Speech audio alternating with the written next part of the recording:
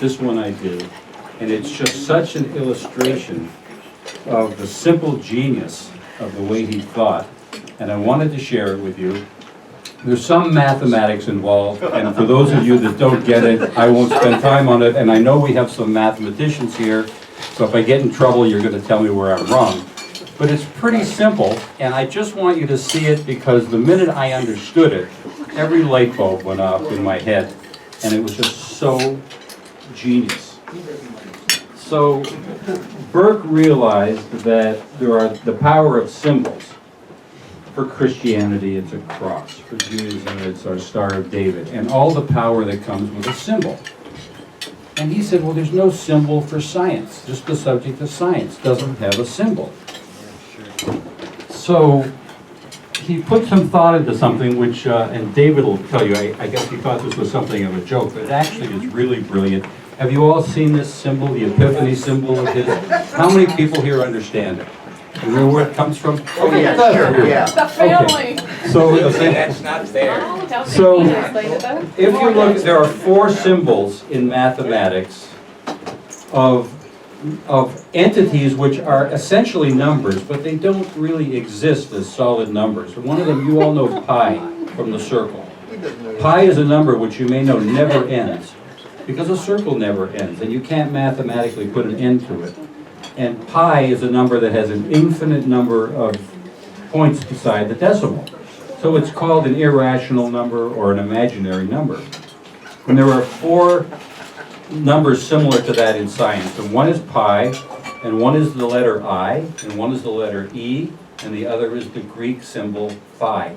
So if you look at this, here's the E, here's the I, here's the pi, and the whole thing is the Greek letter phi. So those 4 imaginary numbers are in this symbol. That's what makes it up. So why did he come up with this? So let me just explain this. Oh my God.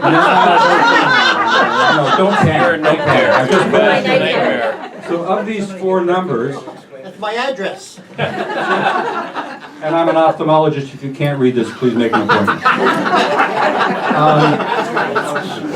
E is, there's something called logarithms in mathematics, and E is the symbol used in logarithms.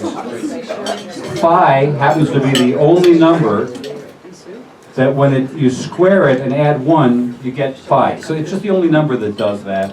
Pi is for circles, and I is actually the square root of -1, which doesn't exist. You can't multiply anything by itself and get -1. So these are all imaginary numbers, okay? That's the only point I want to make. They're imaginary numbers. They don't really exist, but we need them. If we didn't have I, we had no electronics. Are you sure you weren't born first? If we didn't have I, we wouldn't have any electronics. If we didn't have pi, we wouldn't understand circles. Phi is just kind of an incidental number, I think, maybe David will correct me. And E is very important in mathematics. That's enough of that. But, so then there was this guy in the 1700s named Euler, or Euler. I got to interrupt, because who was it? Alicia said Dad's whole reason for going was that so there'd be a captive audience. I hope he's hearing this guy Euler realized that he could take these numbers. Euler. My daughter's Euler. name. Euler. Euler. Euler, thank you, recognized that he could put an equation together that all these imaginary numbers could be combined with a real number. And this actually, in the mathematics circle, creates a big sensation. Obviously, they all needed to get a life. But this was a very exciting thing. But what Burke did is he saw the number 1 in here, and he realized that he could take that symbol phi, and through a whole bunch of calculations, he came up with, and I won't go through it, he came up with this, which is that entire formula expressed only as imaginary numbers. So what he basically showed was you could take these numbers that don't even really exist as real numbers and create something real that proved that they were basically important factors for science. That basically, it's a little hard to grasp, but just think of it this way. I thought this was going to be easy.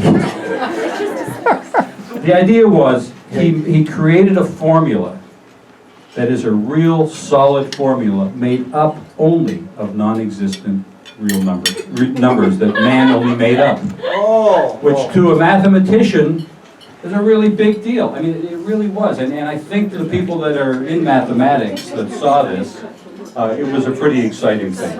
So his idea was combine all these four symbols and end up with the epiphany symbol. And he's saying this proves that man's ingenuity and man's inquisitiveness creates things that really affect the real world, which is basically his reason for wanting to use it to symbolize science.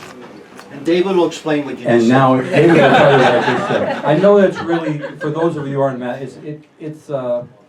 it's really very brilliant. It really is incredibly brilliant. And I'm actually going to try really hard to get this into the circles of people that might see the value of it. But that's where that comes from. I'm sorry if I put you all to sleep so early.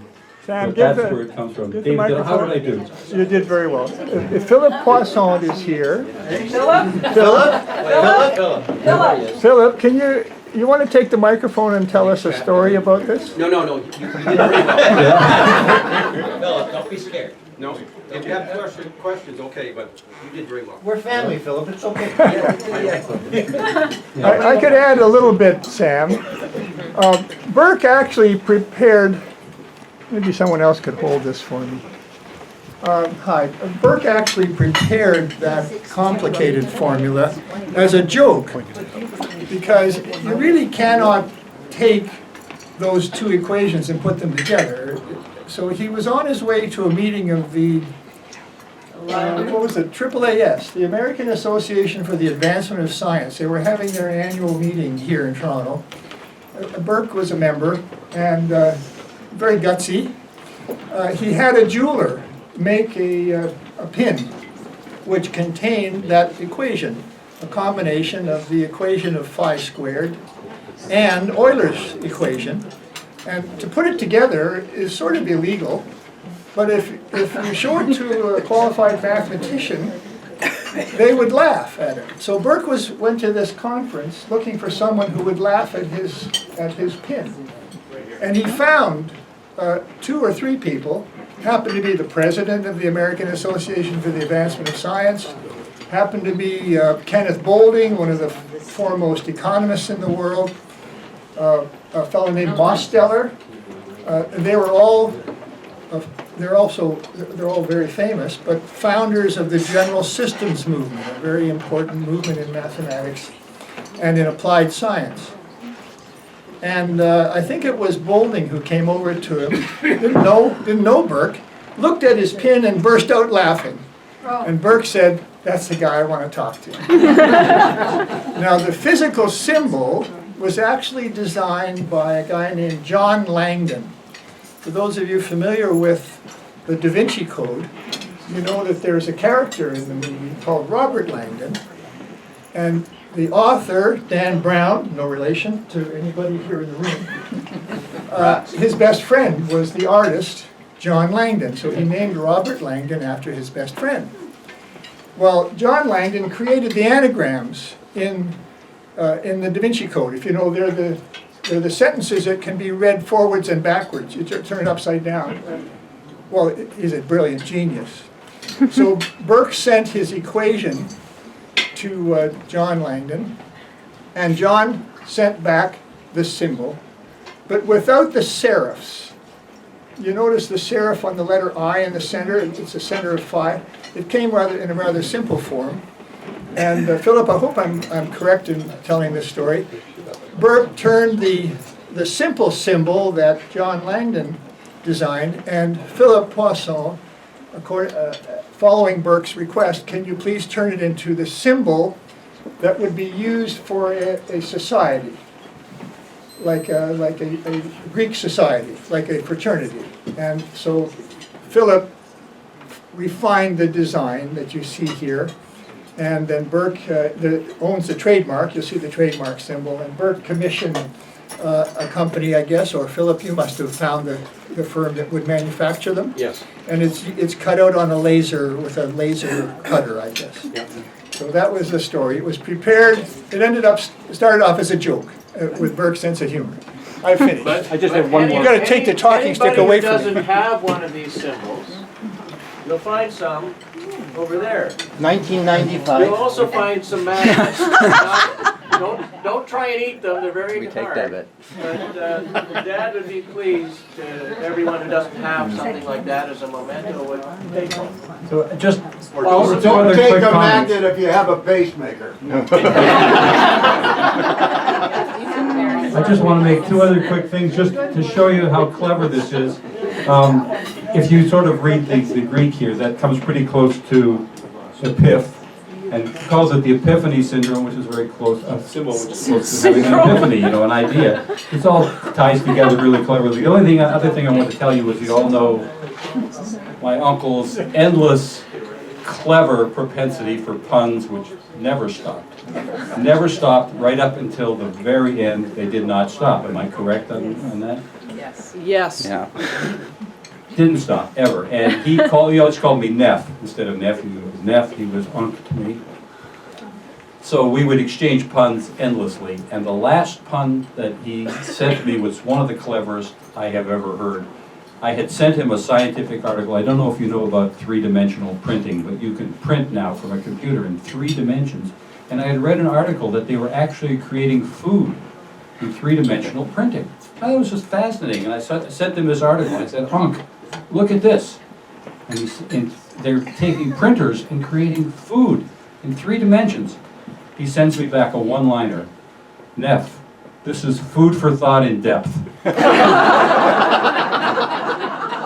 I just thought that was one of the best. Okay, I'm going to turn this over. I've got a lot of people that want to tell stories. At my dad's request, and on behalf of my brothers and all of you, and there's a few people who want to speak, and I'll hand you the microphone, Ruth and Danny. Thank you all for being here and being the friends of Burke, because he did ask that we have a celebration. He actually wanted to call it the celebration of luck. So I have to say that I said it, and for those who get it, great, and for those who don't, look it up on the website. And to my children and my sister-in-law and all my nephews and nieces and my neighbors and my cousins and my 99-year-old aunt sitting right here, thank you all for being here. It means absolutely the world to us. And Dad's at peace, because that's where he wanted to be. And on that hand, let's go to another story. And then Danny. You could pass it over here rather than me. Okay, sorry. Thank you. I met Burke shortly after Lori died, and he was biking downtown to Ryerson. Oh, hi. He was biking downtown to Ryerson, where I was teaching a course called Writing Your Personal History, and there was an advertisement in the window for my course. He parked his bike and demanded to see the teacher, sat me down for an interview, and then he proceeded to take my course over and over and over again, and we became friends. Can everyone hear me? Yes. I love Burke. He loved me. He loved all of you. And it's, I thank you for him. He was a gift to the world. He made us laugh all the time. We have had annual joke parties at our home, and he was a stalwart member of the joke party group. And he became kind of renowned in the joke party circle for a particular joke. So everybody asked for him to read this joke over and over every year. And the last time when he could not come, I read it in his honor. So I will abridge it, and this is the tears were running down his face. He was going, hoo, hoo, hoo, hoo. It was just, he made everybody howl. Okay, it's called Retired Husband. After I retired, my wife insisted that I accompany her on trips to Target. Unfortunately, like most men, I found shopping boring, and I prefer to get in and out as quickly as possible. Equally unfortunate, my wife is like most women, she loves to browse. Yesterday, my dear wife received the following letter from the local Target. Dear Mrs. Harris, over the past 6 months, your husband has caused quite a commotion in our store. We cannot tolerate this behavior and have been forced to ban both of you from the store. Our complaints against your husband, Mr. Harris, are listed below and are documented by our video surveillance cameras. June 15th, he took 24 boxes of condoms and randomly put them in other people's carts when they weren't looking. July 2nd, set all the alarm clocks and housewares to go off at 5-minute intervals. July 7th, he made a trail of tomato juice on the floor leading to the women's washroom. I can hear his laughter. August the 4th, went to the service desk and tried to put a bag of M&Ms on layaway. August 15th, set up a tent in the camping department and told the children of shoppers he'd invite them if they would bring pillows and blankets from the bedding department. 20 children obliged. Only a little more. September 10th, while handling guns in the hunting department, he asked the clerk where the antidepressants were. October 6th, in the auto department, he practiced his Madonna look by using different sizes of funnels. Picture it. October 21st, when an announcement came over the loudspeaker, he assumed a fetal position and screamed, "Oh no, it's those voices again!" October 23rd, went into a fitting room, shut the door, waited a while, and then yelled very loudly, "Hey, there's no toilet paper in here." One of the clerks passed out. The Burke we all loved.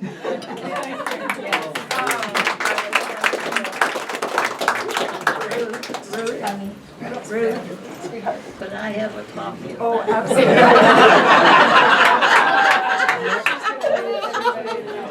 It's actually way longer. It's way longer. Your bucket.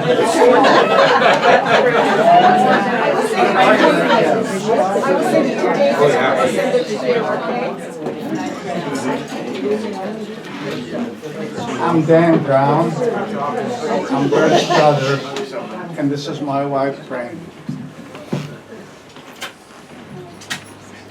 I brought this book along. It's Tuesday with Maury. Where the parallel comes in, I would speak to Burke every Tuesday at 11:30. There was a time where Burke would come back from the pool, and I would say, "Burke, how are you?" And he would say, "I'm between 7 and 8. And I would say, "That's not good." So I said, "I'm worried about it." He said, "Don't worry about it. It's not going to do any good." Well, the 7 from 8 progressed to, "Could you go for a swim?" Burke said, "I went for a swim, we would have a talk." If he said he didn't go for a swim, he was in trouble. Last Saturday, Burke called around 11 o'clock and said, I said to Burke, "How are you?" And he said, "I'm in terrible pain." So I said, "Sorry, Burke." And he said, "I called to say I love you and I love a friend. And it's goodbye." And I said to Fran, that was a goodbye call from Burke. And so it was. About 20 years ago, Burke sent me a letter. There was a time that he wasn't seeing eye to eye with Sid. And I piled the letter.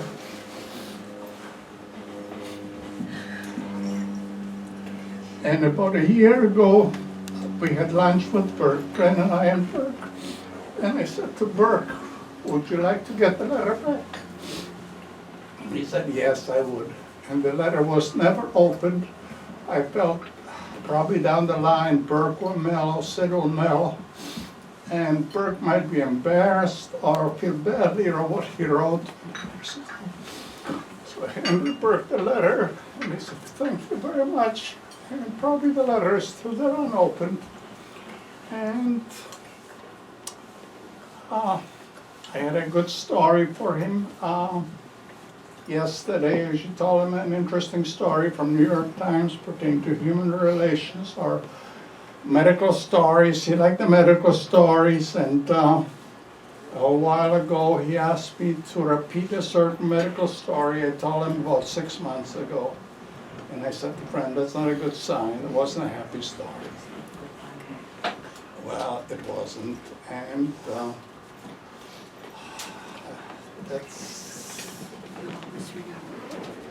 and yesterday, 11:30, that wasn't there.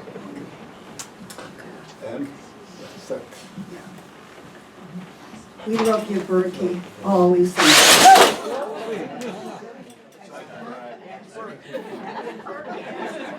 was my dad, Danny. That was a sign from my dad, so we would all laugh. Thank you, Danny. You can call any of us Tuesday, anytime.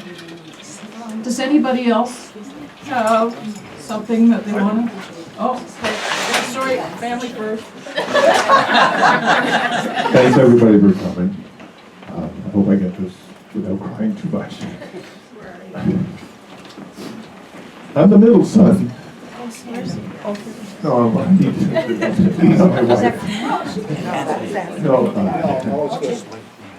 my dad was a funny, generous, kind soul. Probably the most intelligent man I've ever met. I work at a university, the University of Calgary, and there's a lot of intelligent people in it. They're not very smart. Dad was intelligent and smart. And I went with him one time, and he gave a presentation. I think it was at the University of Waterloo with him. I'm not quite sure. Now, I've spent some time in the media, and Dad gave a wonderful presentation, and he asked me at the end, how did I do? I said, well, as usual, Dad, you spelled brief, L-O-N-G. But I think everybody understood what you're saying, but please tell me why you had your finger in your ear the whole conversation. It's the only time my dad was at a loss for words and didn't say something intelligent, just sort of looked at me and went, crap. That's my dad. Thank you all for coming.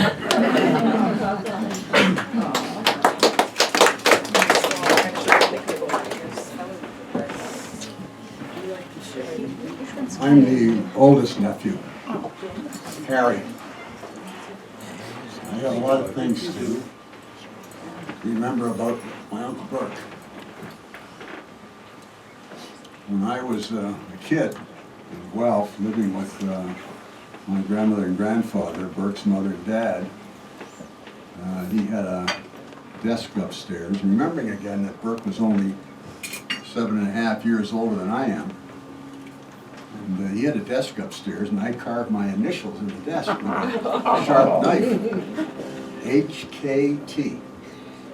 So Burke came home from school and went upstairs, of course, to his schoolwork, and sat down at his desk and saw this freshly carved initials, HKT. Who did this? I don't know, Uncle Burke. The initials are very familiar to me. I mean, it sounds like it's your name, HKT. I denied it. I denied it every which way, up and down, that it wasn't me. He tried to get putty filler to fill in the scratches that I had made in this beautiful desk. He always remembered and brought that up. In 1956, when I was still in university and not knowing what I was planning to do with my life, I didn't want to go into the car business with the family. I didn't want to go into the clothing business with the uncles. I knew how to sell Liberty Magazine and Regal Stationery and Christmas cards, but I wasn't sure what I was going to do. He says, why don't you come to Toronto and see if you can get a job working for a stockbroker. A stockbroker.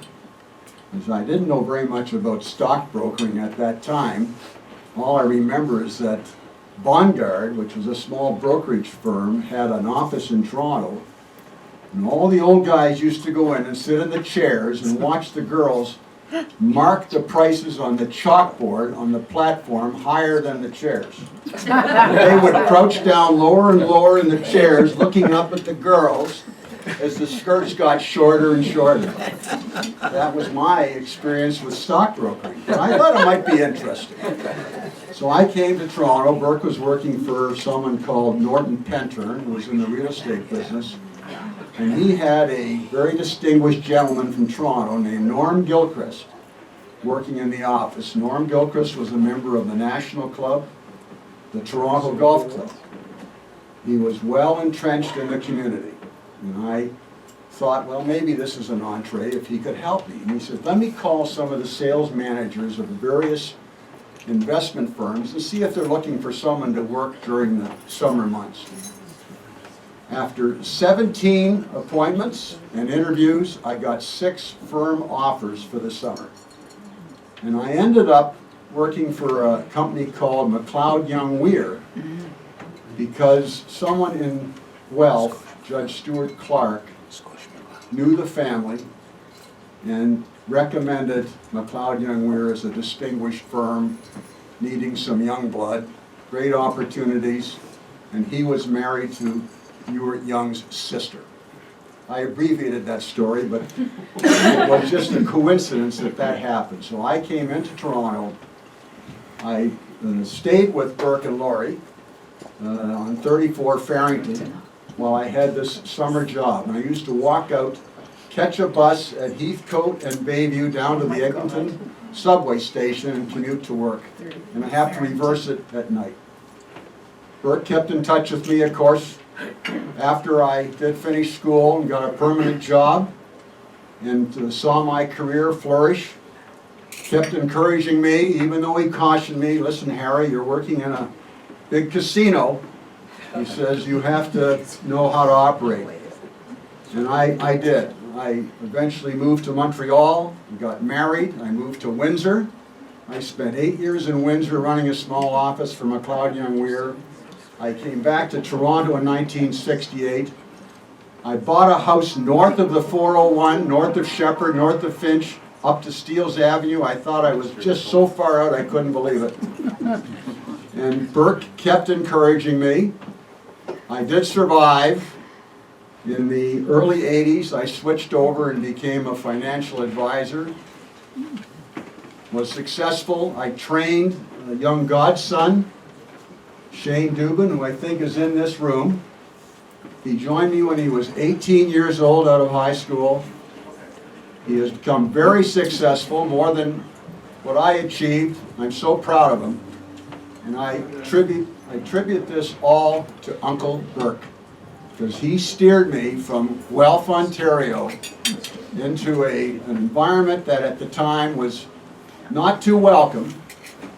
My name Talbot certainly helped. And I made it after 51 years, and now Shane is carrying that torch and reaching even higher levels. So Uncle Burke, here's to you. I'd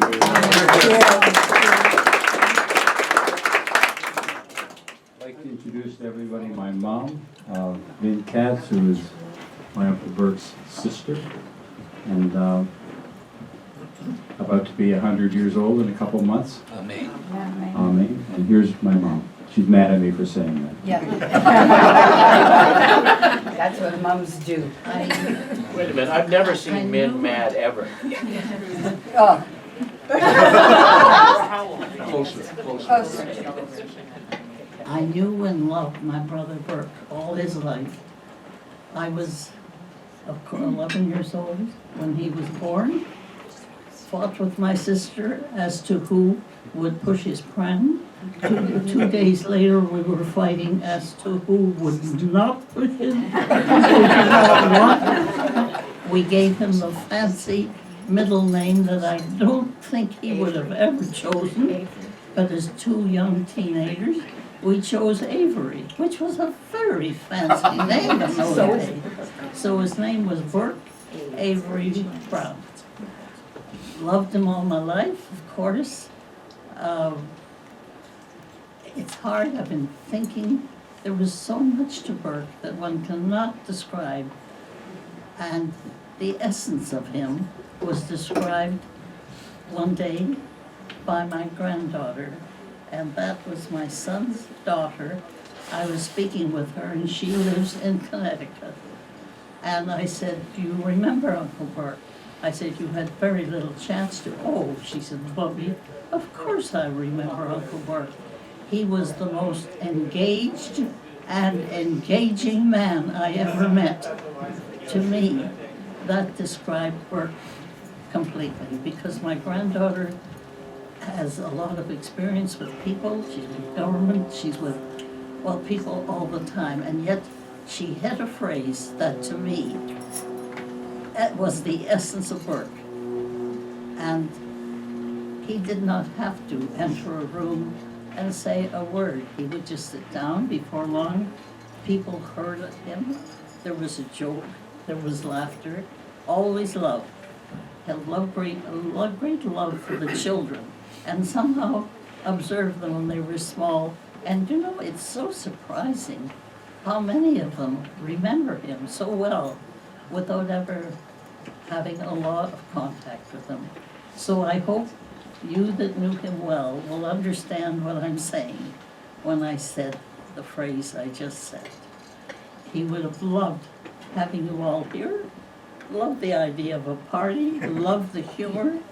I must say, his children have been wonderful. He was so proud of them, and his grandchildren, and I know the love that they can carry with them forever.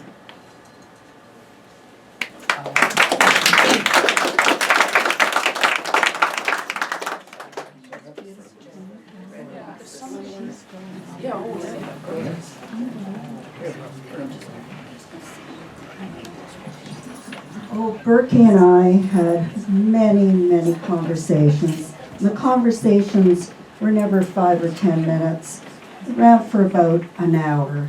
And at one point, I said to Burke, I said, "Burke," I said, "I can't deal with all this bureaucracy I am dealing with now."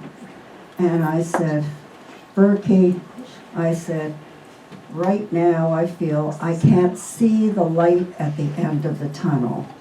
And just like this, he said to me, "Fran, didn't you hear the light at the end of the tunnel has just temporarily been burnt out. And the light up here went on immediately, and there was a message to it. Not only his wit, but was a message.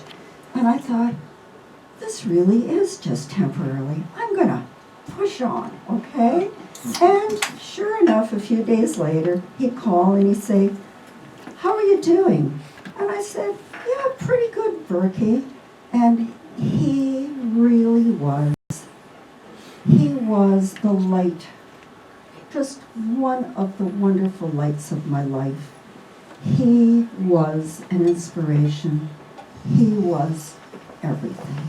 And I will always, always love him.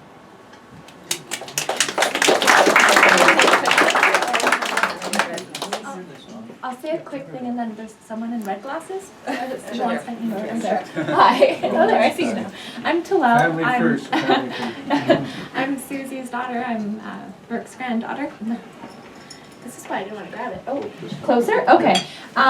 So just because we were talking about lights, I thought about this, and when Grandpa was in the hospital, Mom said, "Well, okay, so we need to pick a specific time and a specific place that you're going to contact me or something, so I know what's going to happen." And he was just like, "Oh, no. I'll just flicker the lights on and off every once in a while so you know I'm there." So, I don't know, things like that. He wanted to know that those things happened. I was like, oh, maybe someone's sending us a message, so he wanted us to think about him too. Whenever the lights flicker. And that was also his puns that continued forever. Never stopped. Anyway. And if I can be so bold as if my two children here, Ben and Talal, for those who have the ring, you've got the ring, you've got the ring. It's also another math symbol. Ken has got one at home.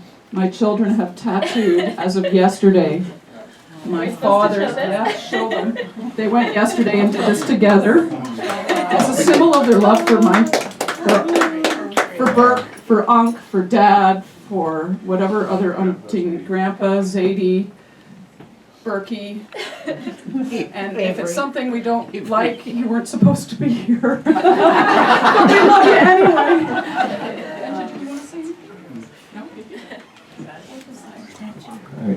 My name's Jeff, and it's a privilege to be among you. I knew Burke for quite a few years. I met him through Tuzo Wilson, of all people, when Burke was very involved in popularizing science for kids. And I was in the same business for many years. And Burke and I started, by the way, David, hi.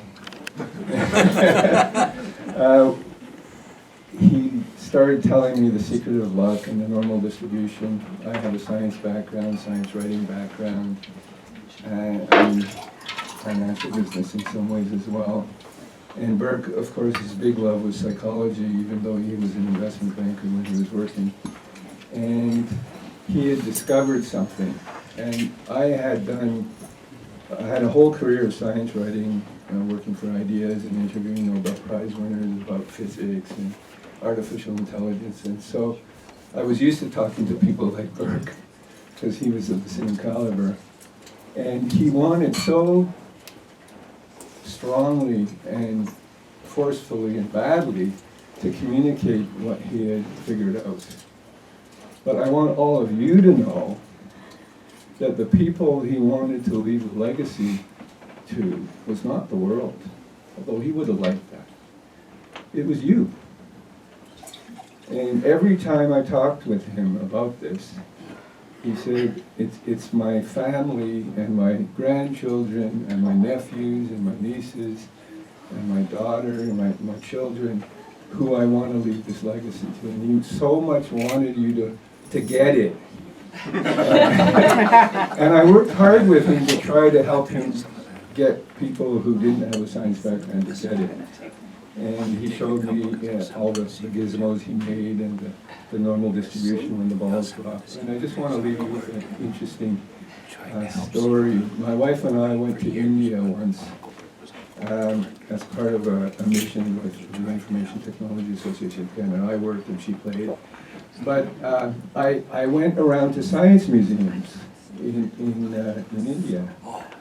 And I had worked with science museums before, and of course Burke through Fraser Mustard and Tuzo knew a lot about science museums as well. And no one in Canada really explained the normal distribution to people. It's not in the exhibits. It might be now, but certainly when I knew Burke well, it wasn't. So here I am in India, and I gave a talk on Einstein, which was the field I was working at the time, to some children, some school children. And then they gave me a tour of the museum. And lo and behold, there's a lot of math. The Indians love math much more than we do. We're more about science. But there it was. It was as if Burke had been the consultant there. There was you dropped ball bearings, and it fell through a lattice of nails, and the normal distribution appeared.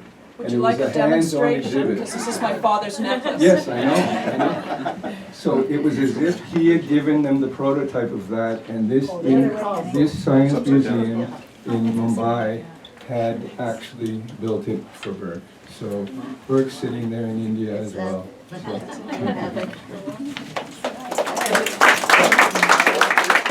while you're on that topic, another treat of Dad's.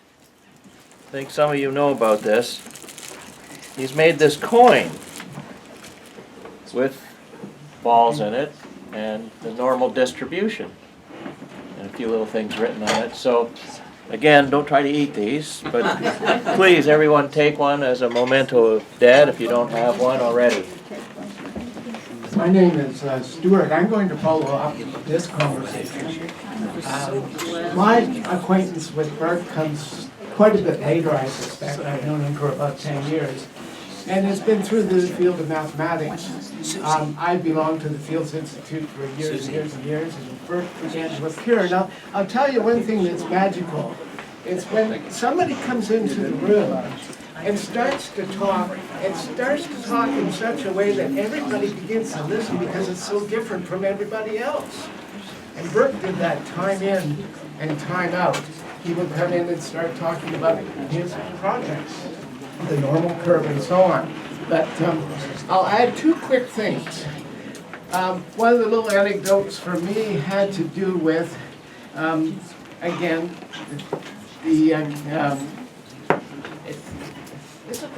what's the correct name for it? Quincunx. Yeah. The quincunx. I get my, but nonetheless, there was a point at which I was working for the Ontario Science Centre, so in fact I know about Trudeau as well. I'm actually working there tomorrow, working with little kids. But there was a point at which he needed a model, and it was going to be used for a demonstration at the Fields. And I remember that there was one of these at the Science Centre, but it wasn't on display. So I went with a friend of mine from the Science Centre, Martin, and dug around in the warehouse, and lo and behold, we found it. Big, huge model, so that this could be used as a display, but it was actually in a pretty bad shape, if I recall correctly. I don't know how much you had to clean it up. We had to wear hazmat suits. So, I mean, again, I guess there's two things I wanted to say. One, Burke drew a lot of people into his web, and it was just so wonderful to be part of that web.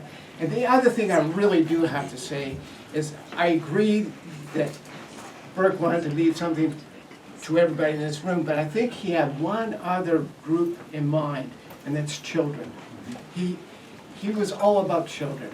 And the whole business with the normal curve, saying that the circle isn't the only good curve in the world, there's the normal curve. Well, I'll never forget him for all that.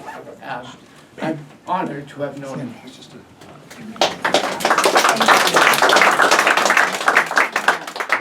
I'm Min's daughter and Burke's niece, Can you run this for a little and so proud Zoom to is up be here. both of those. One of the two things I want to say about my Uncle Burke, well, there's many things to say, and I think so many of you have said it because he was so multidimensional.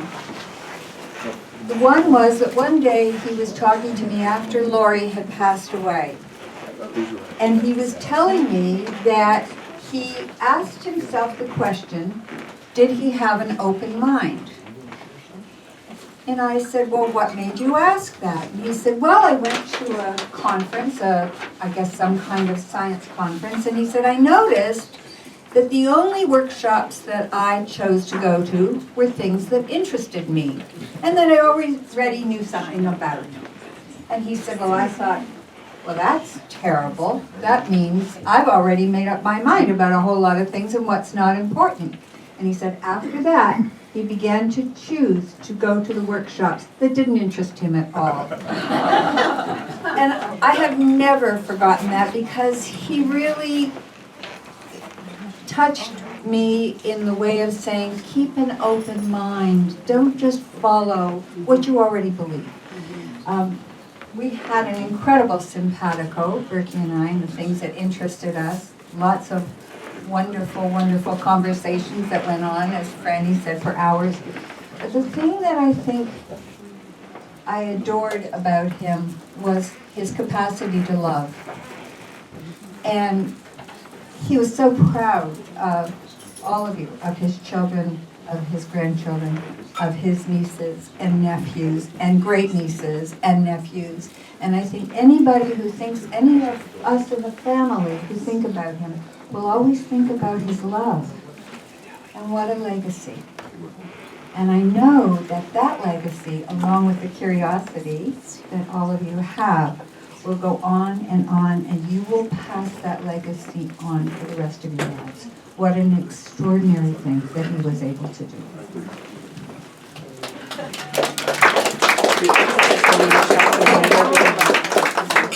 All right. Yeah. Did you know that Dad went to a dousing conference Yes, and and learned to douse? Yes, I And I did. saw him do it, and he. Did you not know that? But he went as a skeptic. Yes. He said, "Oh, this can't possibly be, but I'm interested." Yes. And off he And that's went. where it began. That began after he asked. May I just say one more thing about it, David? I do want to tell you where that began, where the question about did he have an open mind. When Lori was very, very ill, she was desperate one night and in a lot of pain and a lot of discomfort, and he was desperate to know what to do for her. It was the middle of the night. And finally he said to her, would you like me to try healing touch, therapeutic touch? Therapeutic touch. You don't really touch the person. You work on their energy field. And he did that. And he said, lo and behold, 10 minutes later she was calm. Now this was totally beyond the realm of anything that Burke would ever believe in or accept. And after that he began looking at the other things like dowsing and crystals and all kinds of things that he opened his mind to. Yeah, he just opened his mind. He didn't ever say he believed in it. He said, isn't this fascinating? What are we missing? Well, while we're on that topic, I keep flogging Dad's stuff here. You see, we've got this. Dad was not a religious man. I don't think he was a religious man, but he was a spiritual man. And he was proud to be Jewish, but he didn't really practice. Of course, practice makes perfect, I suppose. So, here we have the smallest Bible in the world, the Old and New Testament. How can I do this at the same time? I can speak loud enough. The Old and New Testament are here on a piece of microfiche. And this is totally in harmony with Dad, that we get this huge conglomeration of theology that's had a little bit of an impact in the world, and you stick it on a little piece of microfiche. So we're flogging these too. They're all here. Please, everyone take one, or several. Here, we'll pass this around. I wrote a little poem, but I didn't write it in English. I wrote it in the Anguish language. And if you're not familiar with it, if you do a YouTube search, you'll see the author of a book called The Anguish Language, a man who came to Canada, to the United States from a European country, and he was amazed and confused by how many words there were in English that were the wrong words with the right sound. They weren't homonyms, maybe they were. Anyway, I think that's what they were. At any rate, I'm sorry I don't have enough copies of this. I'm just going to read it to you. If you have a copy close by, you should be reading it while I'm saying it, because the words on the page are wrong, but the sounds are good. It's entitled Effervescent Further Onkel. If it wasn't for the uncle. Now a Kell is a Viking lord, a fallen Viking lord who has regenerated himself and become a king. So, effervescent further uncle, I would not be engineer. This is I would not be the engine ear. Effervescent further uncle, Teresa, my wife, would not have found Bill. Bill is my, honey, you still here, dear? Honey Sherman's son. My wife takes care of Bill. Effervescent further uncle, I would not be art that Fields Institute. I wouldn't be at the Fields Institute. Effervescent further uncle, my son would not be an adventure capitalist. My son is a venture capitalist. Effervescent further uncle, I would not know why I sturdy binomial expand song. You like that story? Binomial expansion. Effervescent further uncle, their business hurdle, my business, would not have been so effective. All the words are wrong, sounds are not too far off. Effervescent for their uncle, mine life would not have been so much fun. Effervescent for their uncle, I would not know who to spell a causal. Effervescent for their uncle, an epiphany would be just an epiphany. Effervescent for their uncle, I would not be slain, thank you, here.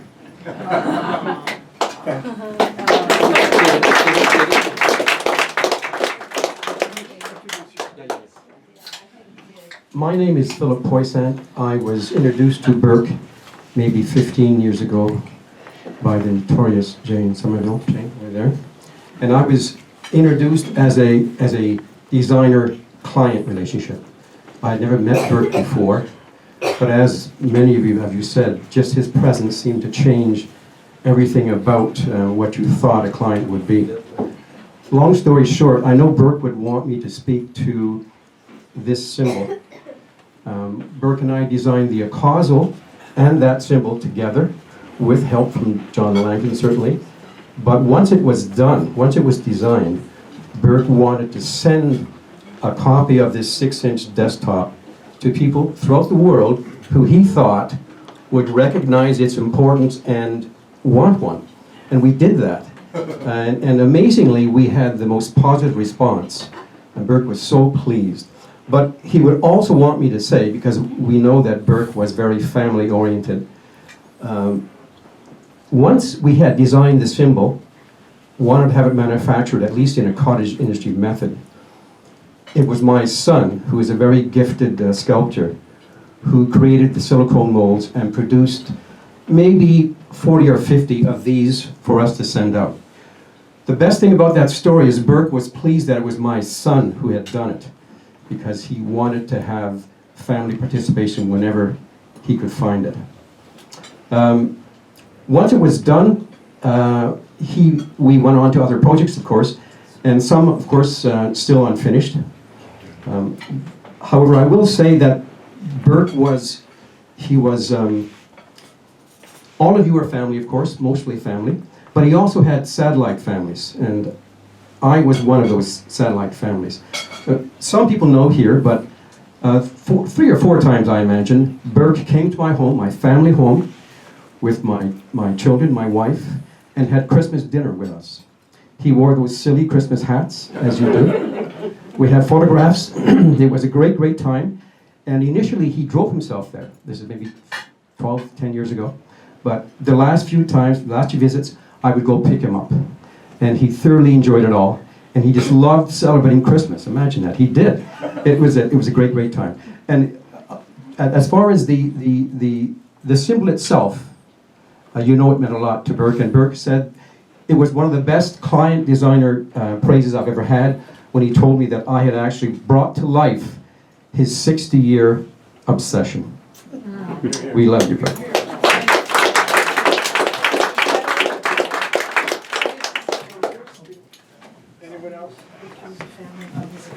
Just talking about satellite families, multi-generational, Burke was a very good friend of my father and a mentor, my father Percy Gettleman, and I remember Burke helping them get a company started, making mechanically deboned chicken meat of all things. That became a very successful company in its day. And after my father passed away, I still kept very much in touch with Burke, and he was such a great mentor and a good friend. And like Ari said, every time I go to a science convention, I follow Burke's principle, and I always go to all the sessions and lectures that I couldn't care less about. And I learned so much from it. And it was just wonderful to know such a professional skeptic that did such a great job. And he will be missed sorely. Thank you.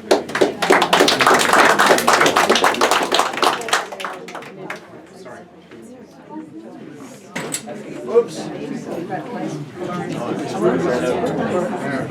I would like to share a story which I think none of you know, and it's a real-life story. And thank you, Phil, for that great introduction.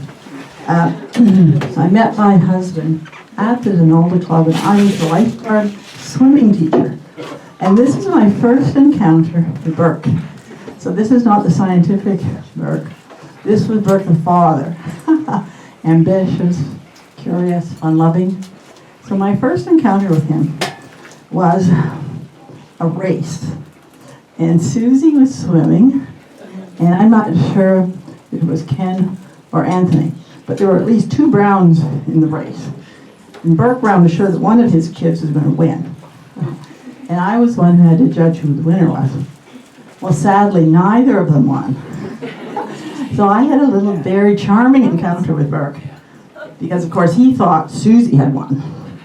So I had to have a little negotiation with him and resist his charm, because Susie hadn't won. So that was my first encounter with Burke. And my most recent encounter was at our publishing company, where we had this wonderful meeting called the No meeting. And Burke was on our editorial board, advisory board. So the idea of the meeting was it was a totally open, creative meeting, and the word no was not allowed. And he was a great contributor, and he will be very sorely missed. And thank you. You know, I'm very much gratitude that Burke was part of our lives.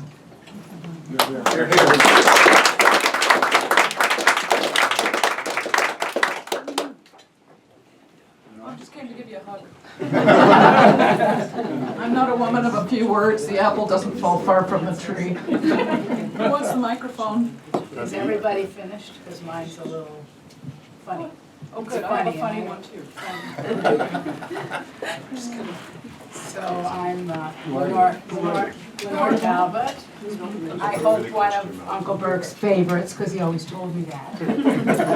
And so this year for Passover, for various reasons, which I won't go into, it turned out that instead of having, a house full of people, we had Uncle David, and we had Uncle Ronnie, and we had my sister from Buffalo, and we had Uncle Burke, and me, and Harry.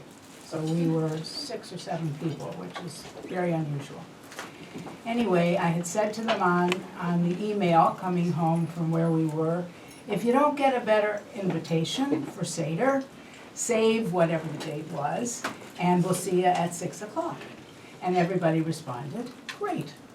So the evening came, and we had all the preparation, and I had talked to everybody, and I said, there's no children, and there's no elders, we don't have anybody to do this for, but I think we should have a little ceremony just for us, because it's the right thing to do.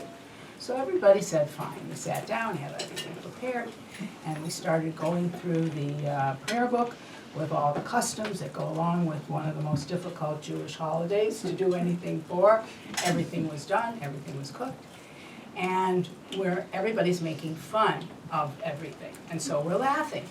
So after about 5 or 10 minutes, Harry says to everybody, guys, somebody this morning gave me on the internet a 2-minute Seder. and everybody, absolutely stoned quiet. Nobody said a word, looking at me, wondering, am I going to go along with this? And I said, really? I said, and Harry said, it's hilarious. I read it this morning. So everybody said, let's do it. So Harry read this hilarious 2-minute Seder that if anybody wants it, you're entitled to it. Because as you get older, these things become less important. We roared. We had so much fun. And when it was over, Uncle Burke said, now can we eat? and Harry, why didn't you do this a half an hour ago? So we had that evening, right guys, one of the nicest, smallest, funniest Seder evenings that we ever had. And when my sister and I were going upstairs at night after everybody was gone and we had cleaned up, she said to me, Lenore, she said, having everybody's wonderful. She said, but I will remember this Seder with everybody at their best and laughing all night for the rest of my life.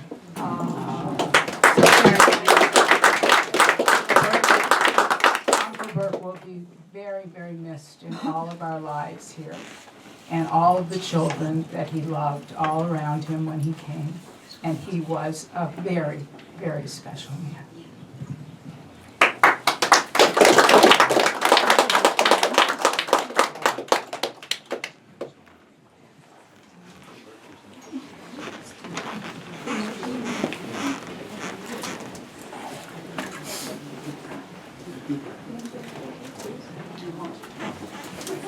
Hey, go.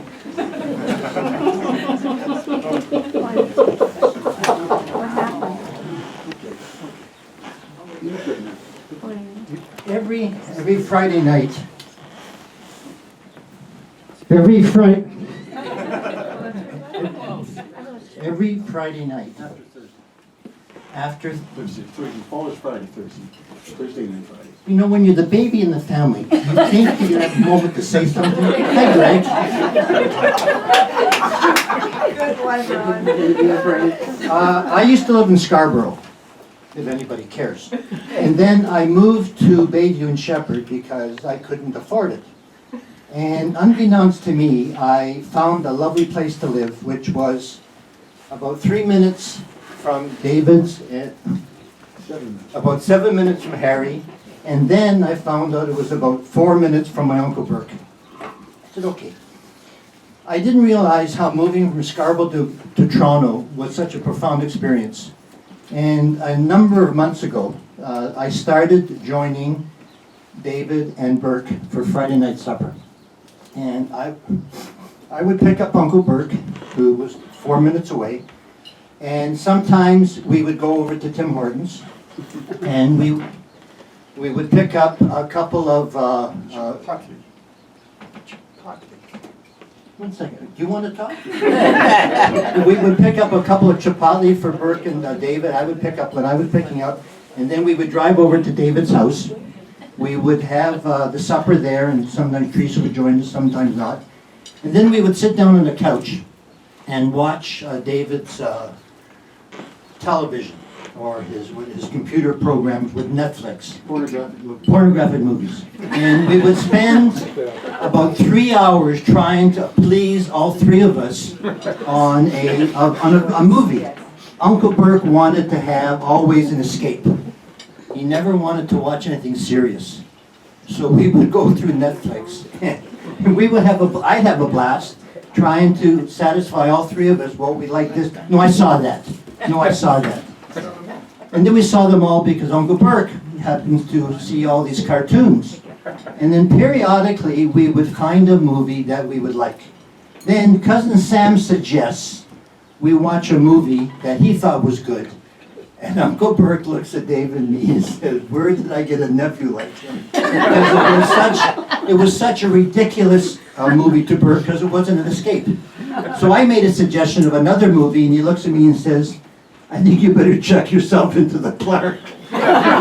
Because the movie I thought was fantastic. It was an Italian movie, but it was a little bit off color, as David thought was ridiculous.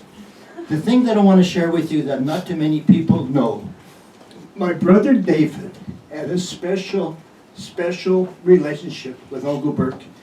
And I wanted every one of you to know that I want to acknowledge that a guy who I never did like, because he was an engineer most of my life, all of a sudden I started to see a side of him because he's happy in his life, that he built a wonderful, wonderful relationship with Uncle Burke, that David was really the only one that said he understood. The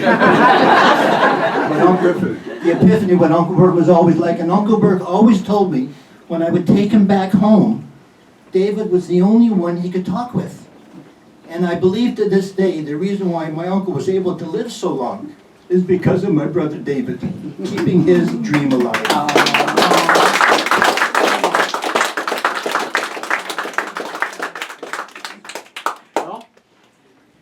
And as I was saying earlier,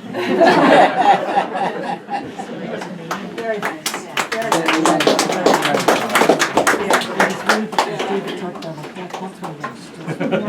maybe that's right. So fill up your stomachs, please. There's lots of food. Dad's buying. Well, it's nothing. Something wrong? No, no. Did you get it right? Did you ask anybody? Before you sit down, say hi.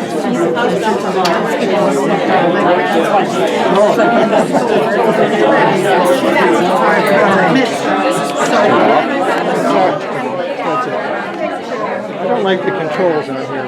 Oh, yeah. It should shut down by itself.